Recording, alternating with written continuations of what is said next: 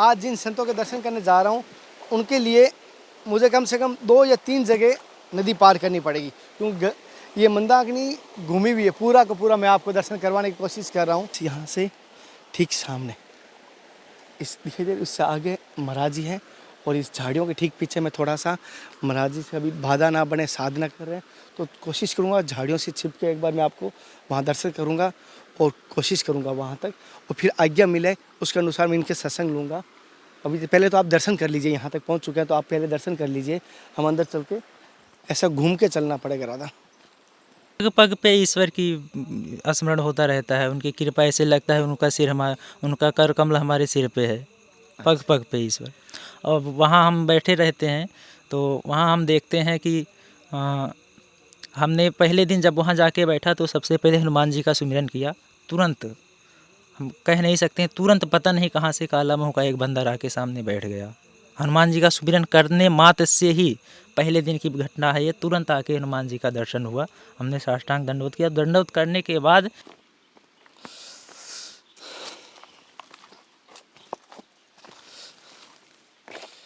नमस्कार दोस्तों, आपका दोस्त, आपका भाई, आपका साथी, संतों के चरणों का दास, मैं कन्हैया शर्मा। आज मैं आपको ऐसे विलक्षण और गुप्त संत के दर्शन कराने वाला हूँ जो नयुक है, और साधना उनकी देखकर मेरा हृदय गदगद हो गया और मन बहुत प्रसन्न हुआ, क्योंकि ऐसे संत के दर्शन बड़े दुर्लभ और बड़े कम होते हैं। और जो आज संत को दर्शन हो रहे हैं ना, पहले मुझे नदी पार करके जाना है, तो मंदाकिनी नदी को पार करके, और एक नाला जैसे भी कह सकता हूँ या नदी कहूँगा, नदी का हिस्सा है कटा हुआ, तो एक नदी का 2 भागों में कटा हुआ है, तो उसके दोनों को हमें पार करके उनके दर्शन के लिए जाना है। तो पहले उनके पास चलते हैं, पहले दर्शन करते हैं। उससे पहले एक छोटा सा निवेदन करता हूँ, धर्म की यात्रा को लेके, हमारे संघर्ष को लेके क्या कहना आपको ज़रूर बताना।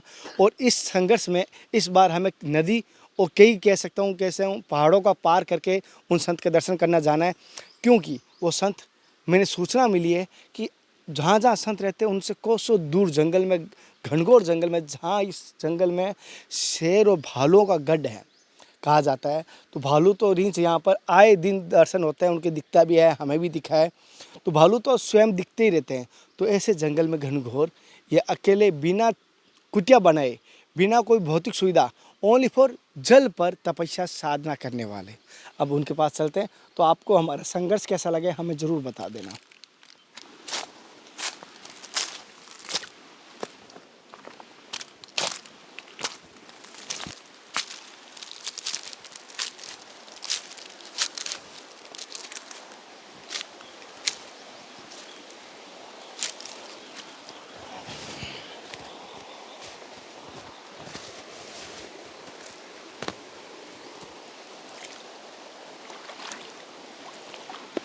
साथियों, आज जिन संतों के दर्शन करने जा रहा हूँ उनके लिए मुझे कम से कम 2 या 3 जगह नदी पार करनी पड़ेगी, क्योंकि ये मंदाकिनी घूमी हुई है। पूरा का पूरा मैं आपको दर्शन करवाने की कोशिश कर रहा हूँ।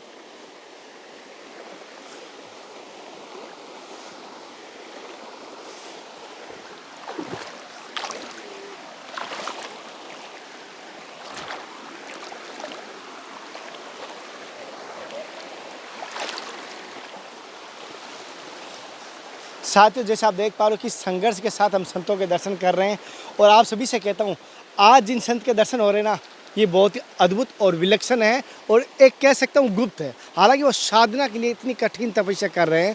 तो आप दर्शन करके मुझे बताएं किस प्रकार लगे, क्योंकि मैं दर्शन कराऊंगा तो आपको ऐसा लगेगा कड़कती धूप में 1 घंटा खड़ा रहना मुश्किल होता है, जो वो कंटिन्यू सुबह से लेकर शाम तक खड़े हैं।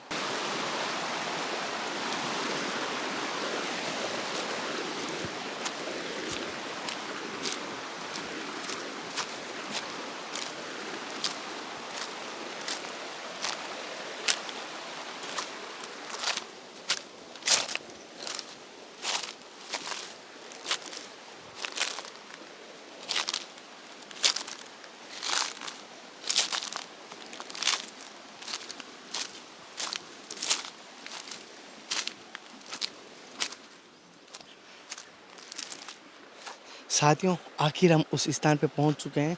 अभी हम इनकी बाधा नहीं बनेंगे, जैसे आप देख पा रहे हैं। एक बार दिखाना, ये जैसे यहाँ से ठीक सामने इस दिखाई दे उससे आगे महाराज जी हैं, और इस झाड़ियों के ठीक पीछे मैं थोड़ा सा महाराज जी से अभी बाधा ना बने, साधना कर रहे हैं, तो कोशिश करूँगा झाड़ियों से छिप के एक बार मैं आपको वहाँ दर्शन करूँगा और कोशिश करूँगा वहाँ तक, और फिर आज्ञा मिले उसके अनुसार मैं इनके सत्संग लूँगा। अभी पहले तो आप दर्शन कर लीजिए, यहाँ तक पहुँच चुके हैं तो आप पहले दर्शन कर लीजिए, हम अंदर चल के ऐसा घूम के चलना पड़ेगा राधा।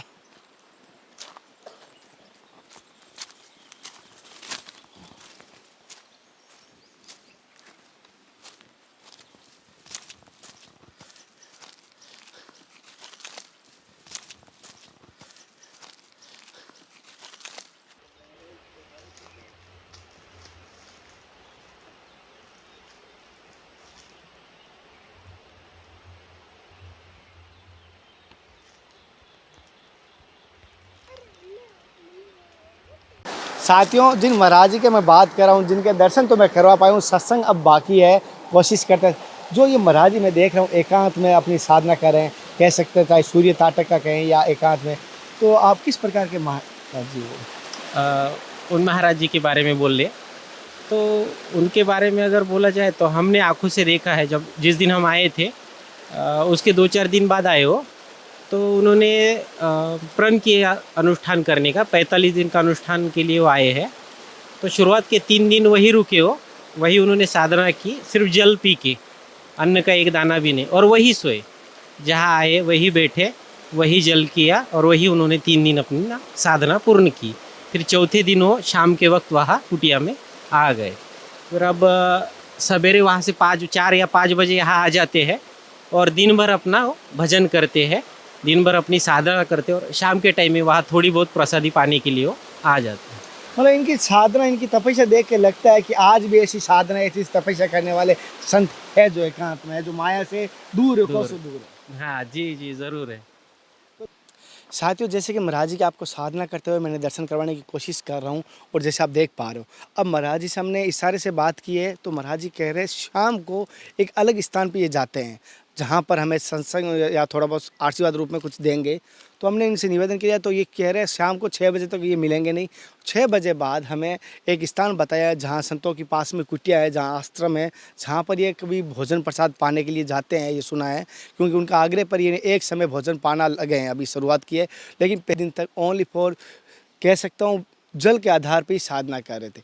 जैसे कि इनसे जानकारी मिली उसके अनुसार मैं बताता हूँ, ये उत्तराखंड से आए हुए साधक हैं, उत्तराखंड से आए हुए संत हैं। जैसे अभी साधना कर रहे हैं, यहाँ पर अपनी नियम पालन कर रहे हैं, तो इनका जो नियम है तो इसमें बाधा नहीं मानेंगे। तो हम शाम को 6 या 7 बजे हम वापस आएंगे, इन्होंने जिस स्थान पर बताया वहाँ तक आएंगे। तो मैं कोशिश करूँगा शाम को 6 बजे, अगर ये वीडियो पूरा आपको अपलोड हो रहा है इसका मतलब हम वहाँ पहुँचें, अगर पूरा नहीं होगा तो मैं वहाँ तक नहीं पहुँचूँगा, ये मैं देखते हैं।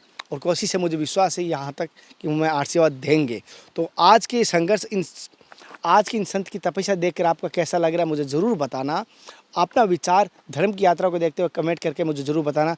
अब ध्यान रखें, जैसे हम नदी पार करके आए हैं, आपको देखा पत्थरों को, पहाड़ों को पार करके आए हैं, जंगल को पार करके, हमारा संघर्ष को जो करके संतों के दर्शन करवा रहे हैं, जो कर रहे हैं, वही फल आपको मिलेगा एक शेयर और सब्सक्राइब करके।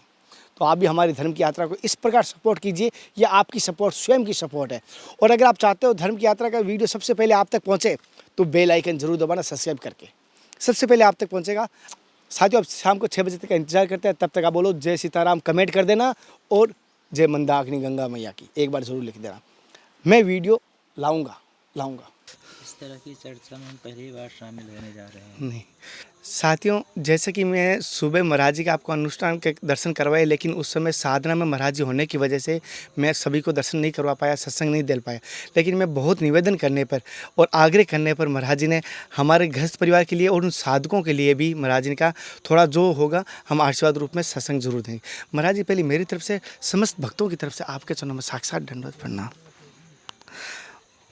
महाराज जी, आपका शुभ नाम?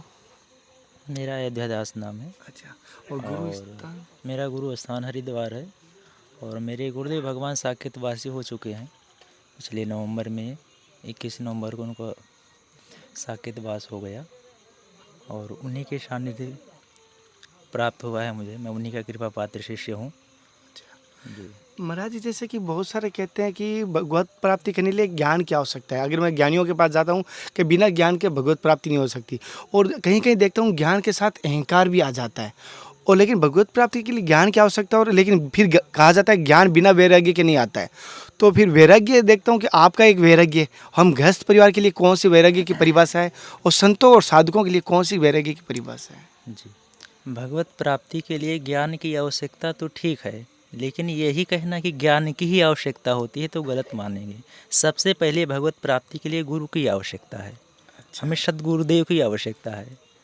सद्गुरुदेव के शरण में हमें जाना पड़ेगा और उसकी खोज करना पड़ेगा कि हमें हमारे लिए सच्चे गुरु हो कौन सकते हैं। जो भगवत प्राप्ति के मार्ग में ही अग्रसर हों वही हमारे सच्चे गुरु हो सकते हैं, वही हमें सच्चा ज्ञान प्रदान कर सकते हैं। सबसे पहले हमें गुरु की आवश्यकता है। ज्ञान के लिए ज्ञान तो मिलेगा ही, ज्ञान की आवश्यकता है, लेकिन उससे पहले गुरु की आवश्यकता है। अगर हम गुरु के शरण में जाएंगे तो ज्ञान स्वतः अपने आप ही हमारे पास आ जाएगा। तो महाराज जी जैसे आपने कहा गुरु की आवश्यकता, बड़ी सुंदर बात है, लेकिन आज के समय में गुरु को पहचानना तो मुश्किल नहीं नामुमकिन जैसा रहा है। गुरु को पहचानने के लिए कोई दिव्य दृष्टि की आवश्यकता नहीं है। आप संतों के शरण में जाएंगे, सभी संत एक समान हैं और उनके दिव्य मुखमंडल पे जो आभा मंडल पे जो छवि झलकती है ना, उससे पहचाना जा सकता है कि सच्चा गुरु हमारे लिए हो कौन सकता है। आपकी आत्मा जुड़ जाएगी उनसे लगाव इतना आपका हो जाएगा कि आप प्रण ही कर लेंगे, अपने मन में ठान ही लेंगे कि हम इन्हीं को गुरु बनाएंगे। अच्छा, जैसे कि महाराज जी जैसे मैं आज सुबह आपको देखा था जब आप अनुष्ठान कर रहे थे, आप जैसे वहाँ पर और जंगल में एकांत में, जहाँ पर अभी जैसे कह सकता हूँ इस जंगल में जंगली जानवरों का भी रहता है और आपके आसपास कई किलोमीटर तो कोई नहीं था और बड़ी मुश्किल से मैं दर्शन कर पाया। तो आपके ऐसा क्या भाव हुआ कि आप पूरा साइड में जाके, हालांकि जंगल में जहाँ संतों की कुटिया है उसको भी छोड़ के घनघोर जंगल में जाके आप साधना करने का उद्देश्य? एकांतवास, केवल कोई बाधा ना हो बस। जैसे अभी हम संतों के बीच में रहेंगे तो ये ज़रूरी नहीं है हर समय संत चर्चा ही हो, और भी काम होते हैं। आश्रम है, छोटे मोटे काम होते रहते हैं। गृहस्थों की तरह यहाँ भी छोटे मोटे काम लगे रहते हैं, तो उससे बाधा आती है। अच्छा, भजन में बाधा आती है, इसलिए थोड़ा एकांतवास हो जाता है। तो दिन भर हम अपना वहीं पे साधना करते हैं, 12 घंटे वहीं रहते वहीं हैं। रहते हैं। महाराज जी छोटी सी एक बात जानना चाहता हूँ, जैसे गृहस्थ परिवार वाले हम और जैसे कि भगवान प्राप्ति करते हैं, लेकिन कोई कहता है मोक्ष प्राप्ति भी करना है, तो मोक्ष प्राप्ति बड़ी है गृहस्थ या भगवत प्राप्ति बड़ी है, दोनों में क्या भिन्नता है? मोक्ष प्राप्ति और भगवत प्राप्ति अगर देखा जाए तो दोनों भिन्न नहीं हैं। दोनों भिन्न नहीं है। मोक्ष प्राप्ति भी अंततः ईश्वर के शरण में ही हम जाएंगे, और भगवत प्राप्ति का मतलब भी है कि ईश्वर को प्राप्त कर लेना। अच्छा जी भगवान। महाराज जी जैसे एक छोटा सा मैं साधक, जैसे कि मैं कहता हूँ अभी आसक्ति से जुड़ा हूँ मैं भी, जैसे बच्चे हैं बच्चों के साथ जुड़ा हूँ, या कोई अपने बच्चों की भविष्य भी सोचना पड़ता है कि पढ़ाई अच्छी कराऊँ, अच्छे संस्कार दूँ। बच्चों के साथ रहते हुए भी हम इस आसक्ति को कैसे या मोह को कैसे छोड़ पाएँ कि हमें भगवत प्राप्ति में इतना मन लग जाए कि हमें इनकी भी फिक्र ना रहे? नहीं, ये आप कह रहे हैं अगर इस तरह से, तो अगर देखा जाए तो गलत ही है। आप देखते हैं वो मूवी देखते हैं तो उसमें किरदार मिलता है हमें। अच्छा, मूवी में देखते हैं आप, किरदार मिलता है, हाँ, कोई नायक बनता है, कोई खलनायक बनता है, तो सब अपना अपना किरदार निभाते हैं। हाँ। तो आपको जो किरदार मिला है आप उसको प्रेम से निभाइए। आप ये मत सोचिए कि हम क्या कहते हैं परिवार को छोड़ दें, विरक्त हो जाएं। आप जहाँ हैं वहीं पे ही भगवत प्राप्ति कर सकते हैं। उसके लिए आप जैसे संतों का दर्शन कर रहे हैं, तीर्थों में यात्रा कर रहे हैं, यहीं पे आप किसी एक सामर्थ्य गुरु को के शरण में आप चले जाइए और उनको गुरु बना लीजिए। आप उनसे निवेदन करिए, वो आपको शिष्य बनाने के बाद जो भी मार्गदर्शन आपका करते हैं, आप अपने घर में ही परिवार के साथ रह कर ही आप भगवत प्राप्ति कर सकते हैं। अच्छा महाराज जी जैसे भगवत प्राप्ति का आपने बहुत सुंदर बात बताई, लेकिन एक होता है कि भगवत प्राप्ति के लिए हृदय निर्मल चाहिए, हृदय कोमल भी चाहिए, हृदय करुणामयी चाहिए।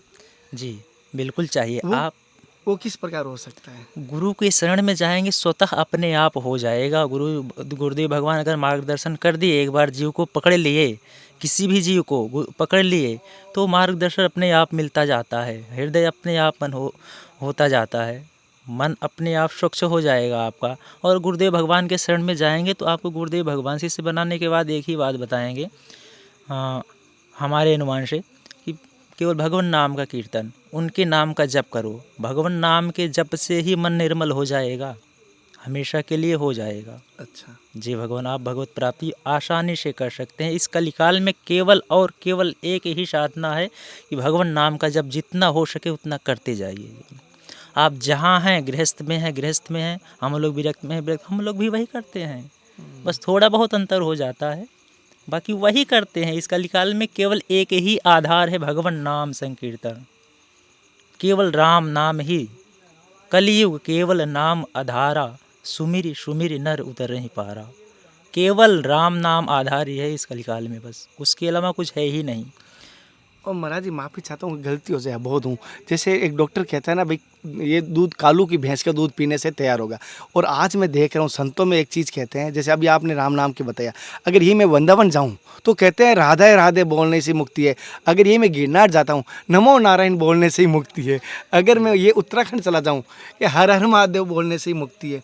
तो ये देखिए, ये राधा राधा और आप कहाँ बताए चले जाएं, नमो नारायण, नमो नारायण, शिव शिव बोलने से, राम राम बोलने से हर सबसे मुक्ति है। और सब एक हैं, अंत में आके सब एक ही हैं, सब शाखा है। राम नाम, राम से निकले हुए कृष्ण हैं, शिव हैं। शिव जी आप देखते होंगे, शिव जी केवल राम नाम ही जपते रहते हैं हमेशा। शिव जी स्वयं राम नाम जपते हैं। तो किसी का भी आप नाम जप करते हैं तो अंततः एक ही जगह आपकी लक्ष्य है, आप वहीं जाएंगे। आपकी भगवत प्राप्ति एक ही जगह है, सबको वहीं जाना है। आप चाहे जिस नाम का, देखिए जैसे परिवार में आपके पिता हैं, उनको, आप कितने भाई हैं? दो भाई हैं ना। और आपके यहाँ कोई अगर मान लीजिए निमंत्रण आता है तो आप पूरे परिवार को मिलता है कि नहीं मिलता है? मिलता है ना। आपके हाथ में अगर आ गया, आपके हाथ में निमंत्रण आया तो आपके पिताजी के पास स्वतः पहुंच गया। उसी तरह से हम राधा राधा नाम जप कर रहे हैं तो अंततः वहीं जाएगा। जो ब्रह्म एक हैं, मुख्य जो हैं, ब्रह्म के पास ही पहुंचता है। चाहे जिस नाम का हम स्मरण करते हैं, सुमिरन करते हैं, अंततः वहीं हमें प्राप्ति मिलती है। महाराज जैसे मैं देखता हूँ बहुत सारे संत यज्ञ उपासना करते हैं, जैसे आप नियम कर रहे हैं अभी, जैसे मैं देख रहा हूँ वहाँ पर जंगल में, तो इसका क्या महत्व रहता है? जैसे आप एकांत में आप जा रहे हो नियम करने के लिए, उस नियम का क्या महत्व, क्या फल होता है? सबका फल एक ही है, भगवत प्राप्ति, मोक्ष। सबका फल एक ही है। और नियम अलग अलग हो सकते हैं, लेकिन सबका लक्ष्य एक ही है कि भगवत प्राप्ति, भगवत स्वरूप का दर्शन, बस। अच्छा। इससे ज़्यादा कुछ नहीं। और जैसे कि महाराज जी देखता हूँ कि वैराग्य कहते हैं कि नाम सोचना क्या लेना बहुत कठिन और मुश्किल होता है। और जैसे कि आपके जैसे शरीर की उम्र देख रहा हूँ, युवा अवस्था है, जैसे अभी आप देख पा रहा हूँ, और इस उम्र में जैसे आज के समय बहुत सारे अलग अलग मार्गों में भटक रहे हैं और आपने भगवत मार्ग ये चुना, तो ये कोई प्रेरणा अपने कुल से या परिवार से थी? ये भी होता है, अपने पूर्व जन्म का कर्मफल होता है। और सबसे बड़ी बात है प्रारब्ध। पूर्व जन्मों का कर्म, अपने कर्म के अनुसार ये मिलता है, अपने प्रारब्ध के अनुसार मिलता है। और सबसे बड़ी बात यही है। बाकी परिवार से भी होता है, परिवार के द्वारा भी ये इस लक्ष्य में आगे बढ़ने के लिए मार्गदर्शन मिलते हैं। लेकिन सबसे बड़ी बात यह है कि ये अपना कर्म और प्रारब्ध। आप पहले कोई वर्क या बिजनेस या खेती कुछ करते थे? नहीं, हमने पढ़ाई की है। कहाँ तक? पढ़ाई अपने BSc की थी, और उसके बाद मन नहीं लगा, फिर हम इस मार्ग में निकल पड़े हैं। और अंततः हमारा लक्ष्य भी है कि भगवत प्राप्ति ही करना। आगे हर इच्छा, ईश्वर की इच्छा, राघव जी की इच्छा जहाँ तक ले जाते हैं, उनकी इच्छा, उन्हीं के अधीन है हम। महाराज जी जो लड्डू खाए वही बता सकता है कितना मीठा है, कैसा है। तो महाराज जी आपके इस जीवन में आने के बाद आपका अनुभव कैसा रहा?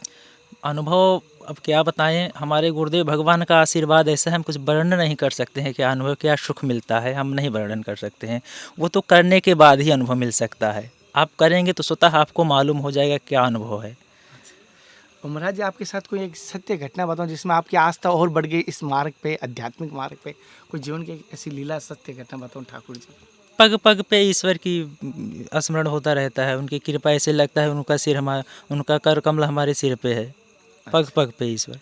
और वहाँ हम बैठे रहते हैं तो वहाँ हम देखते हैं कि हमने पहले दिन जब वहाँ जाके बैठा तो सबसे पहले हनुमान जी का सुमिरन किया। तुरंत, हम कह नहीं सकते हैं, तुरंत पता नहीं कहाँ से काला मुँह का एक बंदर आके सामने बैठ गया। हनुमान जी का सुमिरन करने मात्र से ही, पहले दिन की घटना है ये, तुरंत आके हनुमान जी का दर्शन हुआ। हमने साष्टांग दंडवत किया। दंडवत करने के बाद ही वो बंदर वहाँ से निकल के आगे बढ़ गया। अच्छा तो हमने तुरंत समझ लिया कि हनुमान जी की कृपा है हमारे ऊपर, राघव जी की कृपा। महाराज जी, मैंने ये भी सुना है कि आप बिना जल के भी वहाँ साधना की है और निहार भी साधना की है। हाँ, अभी जो साधना चल रही है, हमने पहले महाराज जी के शरण में यहाँ आया था, पहली बार मैं चित्रकूट आया और राघव जी की इच्छा से, मैं इसके पहले दर्शन नहीं कर पाया था, तो उनकी प्रेरणा से यहाँ आया। तो मेरा लक्ष्य था कि मैं जल पे ही 41-42 जितने दिन का मेरी साधना है मैं जल पे ही करूँगा। तो 22 तारीख से शुरू किया, नवराज जिस दिन से प्रतिपदा थी उस दिन से शुरू किया। तो शुरू करने के बाद मैं एक दिन बिताया, 2 दिन बिताया, तीसरे दिन भी बिताया। तीसरे दिन ऐसी प्रेरणा, जाने से पहले यहाँ महाराज जी के शरण में जब आया था तो महाराज जी भी हमारे सिद्ध महापुरुष हैं, महाराज जी का आशीर्वाद यहाँ मिला है।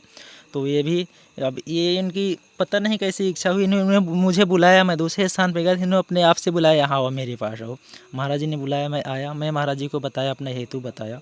तो महाराज जी ने कहा नहीं, एक टाइम भोजन करो, दिन भर अपना चाहे जो करो लेकिन एक टाइम करो। तो मैं इसके पहले अपने घर में पता नहीं कैसे इच्छा ही हुई थी, तो 10 दिन तक लगातार जल भी ग्रहण नहीं किया था मैं, न जल न अन्न, कुछ नहीं ग्रहण किया था। ईश्वर की कृपा से पता नहीं कैसे चल गया था, निकल गया था। तो मैं वही सोचा था कि हो सकता है जल ग्रहण करूँगा यहाँ, वहाँ तो जल भी नहीं ग्रहण किया था, 10 दिन तक निकल गया था। यहाँ तो निकलना ही चाहिए, 2-4 दिन तो निकलना ही चाहिए, जल पी रहा हूँ तो कुछ ना कुछ तो निकल जाए। लेकिन महाराज जी की पता नहीं कैसे वो बोले कि एक टाइम तो भोजन करो, तभी भाई आसन लगाने देंगे यहाँ, महाराज जी ने साफ कह दिया। तो हमारी इच्छा थी कि नहीं, हम अपना जल पे ही करेंगे। तो हमें निकल गया दूसरे आगे, वहाँ रुका स्थान पे, वहाँ से फिर दूसरे दिन मैं निकल गया। तो 2 दिन बिताया, 3 दिन बिताया बिना जल पे ही बिताया, 3 दिन जल पे बिताया। तीसरे दिन ऐसी प्रेरणा हुई कि नहीं, अब नहीं चल पाएगा, तो मैं वहाँ से चला आया। मैं ये सोचा कि यहाँ से अच्छा है कि उठा के ले जाए, तो अपने आप से चले आओ। तो मैं चला आया, महाराज जी के पास आया, महाराज जी को बताया ऐसे, तो महाराज जी ने पवाया, फलाहार चल रहा था महाराज जी का, फलाहार पवाया, 9 दिन तक फलाहार किया और एक टाइम ही करता हूँ फलाहार। बाकी दिन में अपना एक या 2 गिलास जल ग्रहण करता हूँ बस। और महाराज जी, वो ऊर्जा मिल जाती है जो इतनी साधना कठिन कर रहे हो। मुझे बिल्कुल, अभी देखिए मैं आज दिन भर 2 गिलास जल पिया हूँ, अभी 1 गिलास आके शाम को यहाँ पिया, 3 गिलास जल पी लिया हूँ। अब आज मैं भोजन भी अगर ना पाऊँ, प्रसाद ना पाऊँ इस टाइम, तो भी चलेगा, मैं कल शाम को अगर पाता हूँ तो भी कोई दिक्कत नहीं, एकदम आनंद में हूँ मैं। अच्छा, हाँ, अब इतने बोल रहा हूँ, एक दिन कोई व्यक्ति भोजन ना पाए, आप देख लीजिए, उससे इतना बुलवा लेंगे, बोल नहीं पाएगा। लेकिन गुरु प्रेरणा। आप चाहे जब तक मुझसे बुलवाते रहिए, मैं एकदम आनंद में हूँ, कोई कुछ नहीं। हाँ, तो थोड़ा शरीर पे इफेक्ट पड़ता है, लेकिन वो ठीक है, आपको चलने में और बोलने में कोई तकलीफ नहीं है। जैसे अभी तो महाराज जी मार्च का महीना है, तो गर्मी भी बढ़ जाती है शरीर में, जैसे आप सूर्य के सामने कर रहे हो, मैं कोई छत भी नहीं है, तो पानी भी सूर्य का कितने एकड़ हमारे शरीर से सोखता है, तो प्यास भी लगती है, तो प्यास सारा- लगती है तो 1-2 गिलास से जल से काम चल जाता है। चल जाता है। हाँ, और ईश्वर के नाम में इतना मग्न हो जाते हैं, तो उसमें कुछ भान ही नहीं रहता है, कब प्यास लगी, कब क्या हुआ। तो प्रेम से ईश्वर का भजन हो रहा है, भक्ति हो रही है। महाराज जी, कोई भूल चुके इस दास को, दासम दास को माफ़ कर देना। कोई बात नहीं है, आपने बहुत अच्छा किया, और आपके जितने भी श्रोता हों सबको सादर जय सिया राम, और खूब आगे बढ़े, आप और खूब महाराज जी- सेवा करते रहें। बस जैसे हम कर रहे हैं, संतों के दर्शन भी हो जाए और निमित्त मात्र हैं, संतों की सेवा तो करने वाले स्वयं ठाकुर जी है, हमें निमित्त बनाते हैं। तो जैसे महाराज जी, सेवा का क्या महत्व है? मैं लोगों को कहता हूँ, कैसे भी हो, गुरु के घर या बहन के घर या देवताओं के मंदिर कभी खाली ना जाए, तो सेवा के जीवन में क्या महत्व माना गया है? सबसे बड़ा महत्व सेवा का ही है, सबसे कठिन धर्म है सेवा का, कठिन धर्म है। सबसे कठिन धर्म। आप भरत जी को देखे होंगे, वो राम जी के सेवक हैं, सच्चे सेवक वही हैं। हनुमान जी को देखे होंगे, वो सच्चे सेवक वही हैं। उनको देख लीजिए कितनी कठिनाई झेले हैं। 14 वर्ष राम जी वनवास में बिताए हैं, और भरत जी कहाँ बिताए हैं 14 वर्ष? नंदीग्राम में आके अयोध्या में सिंहासन पे नहीं बैठे हो, इस जैसे हम बेड पे बैठे हैं, अपने आसन पे बैठे, वो आसन पे नहीं बैठे हो। वो कहे अगर हमारे ईश्वर, हमारे भगवान वन में 14 वर्ष व्यतीत करेंगे, बिताएंगे, तो वो उन्होंने ज़मीन में गड्ढा खोदा, हम उनसे नीचे रहेंगे। तो सेवक का धर्म तो सबसे कठिन है, और जो आप कर रहे हैं, इससे बड़ी कोई भक्ति हो है ही नहीं है। साथियों, जैसे मेरी कोशिश रहती है संतों के दर्शन करवाने की, और कोशिश करता हूँ किसी संतों के यहाँ भंडारा करो, कुछ भी करो, लेकिन कोशिश कीजिए अपने माता पिता की सेवा जरूर करें, क्योंकि मैं देख रहा हूँ बड़े बड़े भंडारे करें और माताएं घर पे भूखी बैठी है, ऐसे भंडारों पे दिखा रहे हैं। तो सबसे पहले माता हाँ, दान का भी महत्व है, दान करना चाहिए। और दान तब करना चाहिए जब हमारे परिवार का पालन पोषण हो जाए, उसके बाद जो बचता है वो दान करना चाहिए, नहीं तो सब दान व्यर्थ है। हमारे घर में गायें हों या माताएं हों, बहनें हों, हमारा परिवार हो, भूखों मरे, हम दान करते रहें तो इसका कोई महत्व है नहीं, कोई फल नहीं है। कोई फल नहीं है। तो कोशिश कीजिए से परिवार के साथ बिल्कुल, माता पिता की सेवा सदैव करते ही रहना चाहिए। सबसे पहले गुरु वही हैं, सबसे पहले भगवान हमारे माता पिता ही हैं। बाकी ईश्वर की इच्छा जो होना है वो तो होता ही रहेगा, लेकिन हम अपने मन से उनके प्रति कभी दुराचार का भाव न रखें। माता पिता को सदैव प्रणाम करते रहें, हृदय से प्रणाम करते रहें, दंडवत करते रहें। जैसे इन्होंने कहा, दंडवत करते रहें। और अगली सत्संग, आज की सत्संग आपको कैसी लगी मुझे ज़रूर बताना। महाराज जी के मैंने साधना के दर्शन करवाए, महाराज जी सत्संग लेने की कोशिश की, महाराज जी अपने जीवन का अनुभव बताया, लेकिन महाराज जी ने बड़ी बात कही है, गुरु कृपा जरूर होनी चाहिए और गुरु जीवन में ज़रूर बनाए। अगली सत्संग के साथ फिर मिलते हैं, तब तक जय हिंद, वंदे मातरम, सीताराम, जय मंदाकिनी गंगा मैया की जय। हे नाथ, हे मेरे नाथ, मैं आपको भूलूँ नहीं। जय गुरुदेव, जय सभी संत भगवान। जय सिया राम।